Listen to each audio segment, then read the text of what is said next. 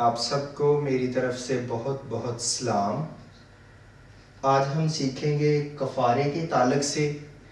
پرانے عہد نامے میں سے۔ ہم پڑھیں گے احبار کی کتاب اور اس کا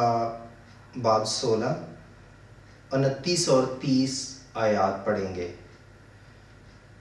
اور یہ تمہارے لیے ایک دائمی قانون ہو کہ 7ویں مہینے کی 10ویں تاریخ کو تم اپنی اپنی جان کو دکھ دینا، اور اس دن کوئی خواہ وہ دیسی ہو یا پردیسی جو تمہارے بیچ بود و باش رکھتا ہو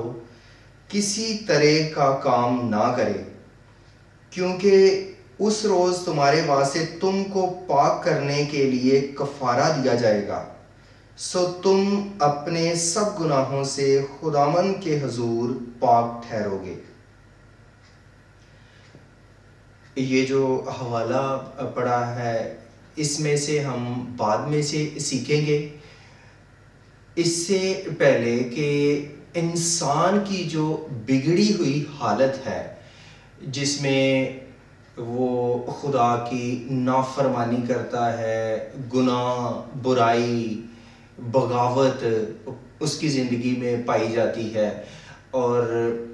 خود غرضی، حسد، تکبر، ظلم، ناانصافی ہم دیکھتے ہیں اس کی زندگی میں، اور وہ اپنے جیسے انسانوں سے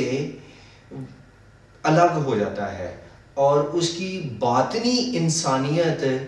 جسمانی انسانیت کے تابع ہو جاتی ہے۔ ایک وقت تھا کہ انسان خدا کی حضوری میں تھا، لیکن جب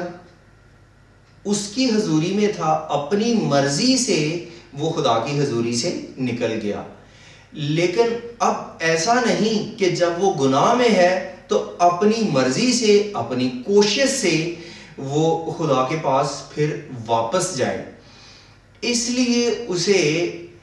گناہ میں ہوتے ہوئے واپس وہ نہیں جا سکتا خدا کے پاس، کفارے کی ضرورت ہے خدا کے پاس واپس جانے کے لیے۔ پرانے عہد نامے میں جو کفارے کا جو بڑا کام ہے، یا لفظ کفارے کا مطلب ہے ڈھانپنا، یعنی کسی کے گناہوں کو ڈھانپنا، جس کے خلاف گناہ کیا جائے اس سے راضی ہونا کفارہ کہلاتا ہے۔ تو پرانے عہد نامے میں کفارے کا جو بڑا کام ہے وہ بنی اسرائیل مصر کی غلامی سے رہائی سمجھتے ہیں۔ خدا نے انہیں معجزانہ طور سے مصر کی غلامی سے رہائی بخش دی، اور جب خدا نے انہیں وہاں سے نکالا، اور خروج کی کتاب 19 باب میں ہے کہ 5ویں آیت میں خدا نے کہا کہ سو اب اگر تم میری بات مانو اور میرے عہد پر چلو تو تم میری خاص ملکیت ہوگے، اور کیونکہ ساری زمین میری ہے، اور تم کاہنوں کی ایک خاص مملکت اور ایک مقدس قوم ہوگے۔ پھر جب موسیٰ نے یہ باتیں انہیں بتائیں، سنائی کہ خدا نے ایسے فرمایا ہے، تو انہوں نے کہا کہ جو کچھ خدا نے کہا ہے ہم مانیں گے، کہ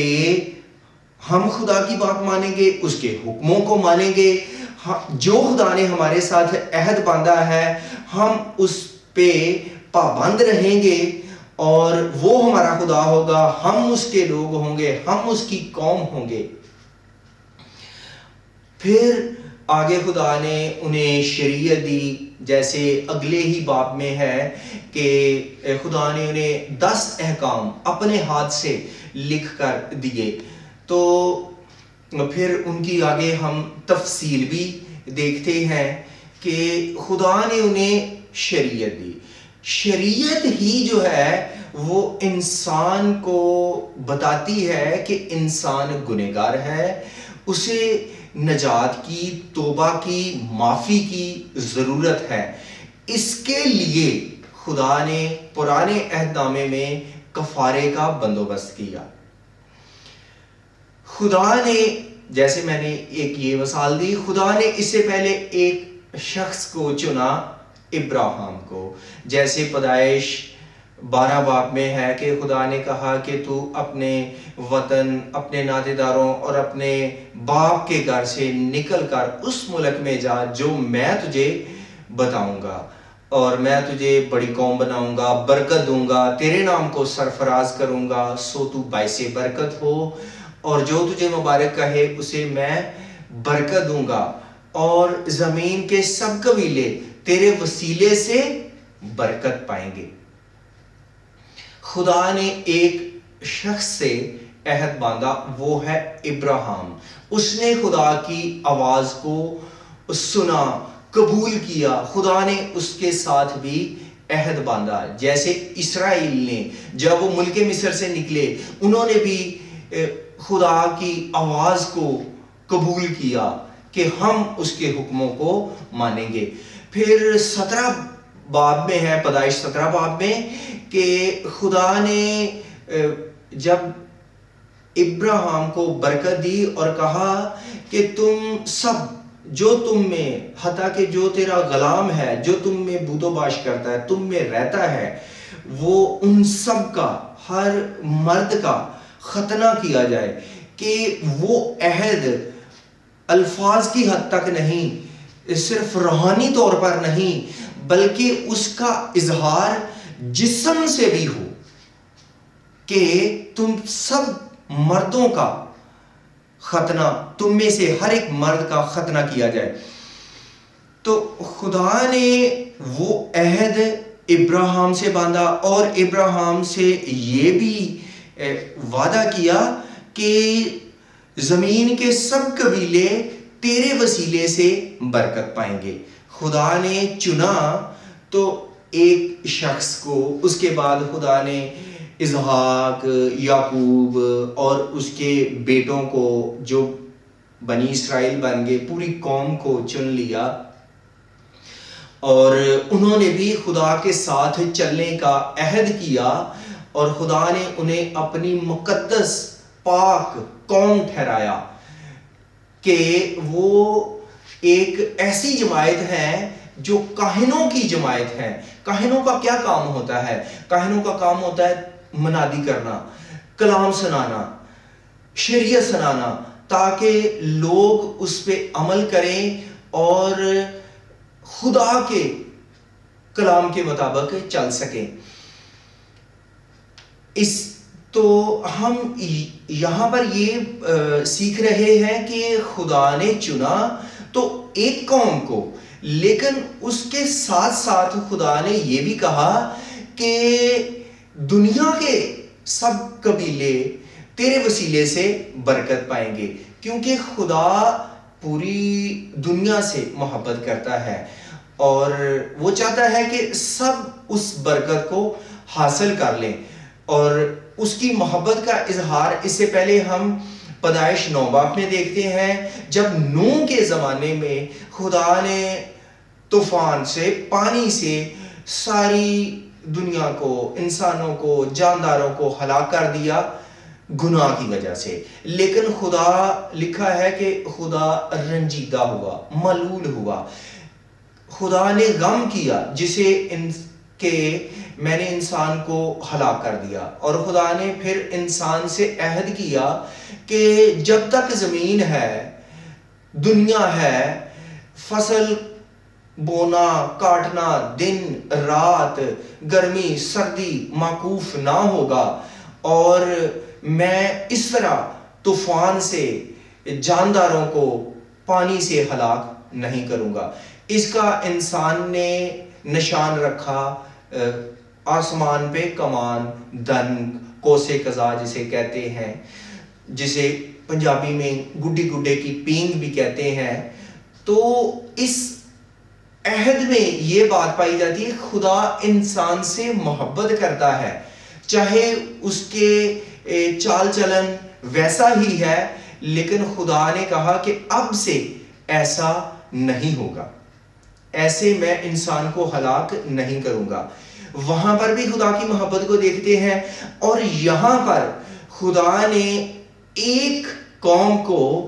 سے تو اپنی محبت کا واضح طور پہ اظہار کیا، انہیں چنا اور ان سے عہد باندھا، انہیں شریعت دی، اور اسی شریعت کی بدولت ہے جس کا شروع میں اظہار کیا کہ گناہ ہے، انسان گناہ میں ہے، اور گناہ کی وجہ سے وہ خدا سے دور ہو جاتا ہے، پھر وہ خدا سے اس کا میل ملاپ نہیں ہو سکتا، پھر دوبارہ خدا نے اس ملاپ کو، اس دوری کو ختم کرنے کے لیے پھر خدا نے پہل کی،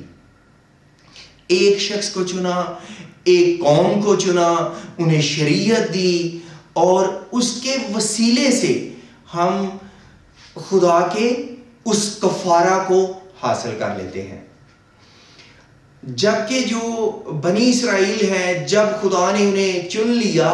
وہ سمجھتے ہیں کہ ہم چنے ہوئے لوگ ہیں، ہم چاہے حکم عدولی کریں، نافرمانی کریں، بے راہ روی کریں، لیکن خدا ہمیں نہیں چھوڑے گا، خدا یروشلم کی خاطر ہمیں برباد نہیں کرے گا، لیکن خدا تو انصاف کا خدا ہے، خدا، اور آموس 3 باب میں لکھا ہے کہ خدا ان کے ظلم، گناہ، بدکاری کی سزا خدا انہیں دے گا، اور خدا نے دی، جیسے یرمیہ کی کتاب میں کہ وہ سوچتے ہیں، وہ سمجھتے ہیں خدا ہمیں برباد نہیں کرے گا، لیکن جو نبی ہیں، یسایہ نبی کہہ لیں، یرمیہ نبی کہہ لیں، کہ وہ ان برے کاموں سے، ظلم سے، بت پرستی سے، برے کاموں سے وہ باز آئیں، لیکن قوم بنی اسرائیل ان کاموں سے باز نہیں آتی۔ تو خدا نے ایک تو یہ بھی ہم گناہ دیکھتے ہیں، لیکن انہیں گناہ کی پہچان ہو گئی اس شریعت کی بدولت، اور خدا نے یسایہ 42 باب میں انہیں کہا کہ تم نور ہو، نور جیسے یہاں پر روشنی ہے تو سب کچھ دکھائی دے رہا ہے، اسی طرح ان کے پاس شریعت ہے، خدا کے احکام ہیں، خدا کی باتیں ہیں، خدا کی تعلیم ہے، خدا چاہتا ہے کہ جیسے نور پھیلتا ہے اسی طرح اس کی تعلیم، اس کی روشنی سب دنیا میں پھیلے، اپنے بول چال کردار سے لوگوں کو جیتیں۔ اور باب 45 میں ہے، خدا کہتا ہے کہ سب دنیا تک، سب لوگوں تک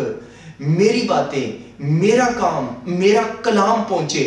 تاکہ وہ بھی اس نجات کو حاصل کر سکے۔ انتہا تک لوگوں تک خدا چاہتا ہے کہ اس کا کلام پہنچے۔ تو یہ انہیں، جو اسرائیل تھے، انہیں چاہیے تھا کہ وہ اس نور کو، اس پیغام کو جو انہیں سونپا گیا تھا، وہ اسے پھیلاتے، اسی طرح وہ سب کو خدا کے لیے جیت سکتے تھے، اسی طرح سب قومیں ان کے وسیلے سے برکت پا سکتی تھی۔ جو میں نے آپ کے سامنے حوالہ پڑھا کہ خدا نے کہا کہ 7ویں مہینے کی 10ویں تاریخ کو کفارے کا دن ہے، کوئی دیسی یا پردیسی جو تم میں بود و باش کرتا ہو وہ کسی طرح کا کام نہ کرے، اس روز تمہارے لیے کفارہ دیا جائے گا اور تم کو خداوند کے حضور پاک ٹھہرایا جائے گا۔ 7واں مہینہ ان کا تشریع کا مہینہ ہوتا ہے، جو ہمارے ستمبر اکتوبر کے مہینے میں آتا ہے، اور اس کی 10ویں تاریخ کو چاند کے مطابق وہ چلتے ہیں، اور چاند کی 10ویں تاریخ کو کفارے کا دن ہے، تم اپنی جانوں کو دکھ دینا۔ اور اس باب 16 احبار 16 باب میں تفصیلی طور پر ہے، خدا نے موسیٰ سے کہا کہ تو ہارون سے کہہ کہ تو پاک ترین مقام میں زیادہ نہ آیا کرے، ایسا نہ ہو کہ وہ بھی مر جائے، اور جب وہ آئے تو وہ اپنے لیے کفارہ دے اور وہ خطا کی قربانی گزرانے اور اپنے لیے اپنے خاندان کے لیے ایک بچڑا قربان کرے اور اس کا خون چھڑکے. خدا نے بتایا ایسے بخور لے کے جانا ہے اور اسے بخور دان میں جلانا ہے تاکہ وہ دھوئیں کی بدولت ایک پردہ سا ہو تاکہ خدا کا غضب انسان جو گنہگار ہے اس پر نہ بڑھے. اور وہ اپنا کفارہ دے. اس کے بعد جو 2 بکرے ہیں ایک کو خطا کی قربانی کے لیے قربان کیا جائے, اس کا خون پھر قوم کی طرف سے ہارون کاہن لے کر جائے اسے گزرانے. اور اس کے بعد جو ایک بکرا ہے اسے عزازیل کے نام پر اس کے سر پر ہارون دونوں ہاتھ رکھے اور قوم اسرائیل کی جو گناہ خطائیں ہیں بدکاریاں ہیں انہیں ان گناہوں کو اس بکرے کے اوپر لاد دے اور وہ بکرا کوئی شخص بیابان میں لے جائے اور اسے چھوڑ دے. تو کسی نے کہا کہ جو عزازیل ہے یہ ایک بدروح ہے جو بیابان میں رہتی ہے اور ان بدکاریوں برائیوں کو بھی بیابان میں چھوڑ دیا جائے. پھر یہ بھی کہ ان برائیوں گناہوں بدکاریوں کو جو قوم نے سمجھی کہ یہ ہم میں ہو جاتی ہیں ہوتی رہتی ہیں اور یہ معاف نہیں ہوتی بلکہ کیا ہے کہ یہ دور کی جاتی ہیں, انہیں دور کیا جاتا ہے. پرانے عہد نامے میں جو قربانیاں گزرانی جاتی تھی یا جو کفارہ ہے یوم کفارہ ہے جسے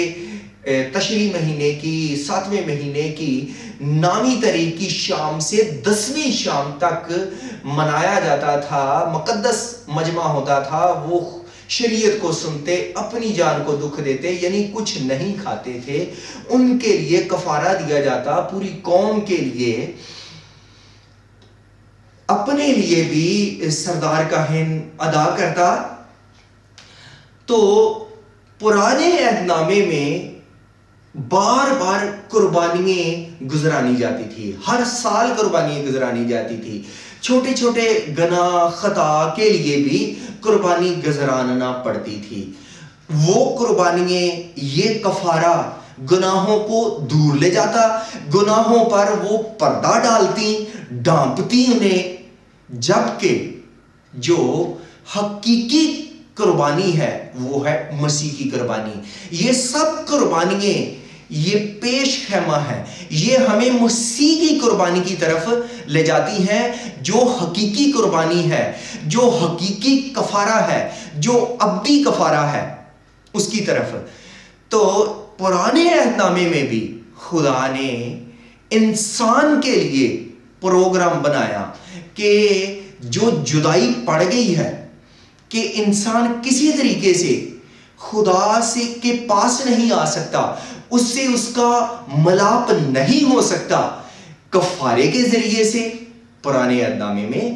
اس کفارے کے ذریعے سے وہ خدا کی حضوری میں آ سکتا ہے, خدا سے اس کا میل ہو سکتا ہے اور وہ پاک ٹھہرایا جاتا ہے. جبکہ مسیح کا جو کفارہ ہے جس کے بارے میں ہم اگلے پیغام میں سیکھیں گے وہ ہے ابدی کفارہ, اور اسی لیے ہم کوئی سال بعد کفارہ نہیں گزرانتے, کوئی قربانی نہیں گزرانتے, کیونکہ اس کی قربانی اس کا کفارہ ہمیشہ کے لیے کافی ہے. خدا ہمیں فضل بخشے کہ ہم پرانے عہد نامے میں جو ہم سیکھتے ہیں کہ انسان گنہگار ہے, خدا نے شریعت دی, شریعت انسان پہ واضح کرتی ہے کہ انسان گنہگار ہے, اسے نجات کی ضرورت ہے, اسے توبہ کی معافی کی ضرورت ہے اور اسے کفارے کی ضرورت ہے. اس دور میں بھی خدا نے اپنے لوگوں کے لیے جو اس کے پاس آتے ان کے لیے کفارے کا بندوبست کر دیا. ہم فضل کے دور میں ہیں, مسیح کے دور میں ہیں, اور مسیح کے کفارے پر ایمان لانے سے ہمیں نجات ملتی ہے, ہمیں معافی ملتی ہے, ہمیں ہمیشہ کی زندگی ملتی ہے. خدا ہمیں اس کلام سے برکت دے. آمین.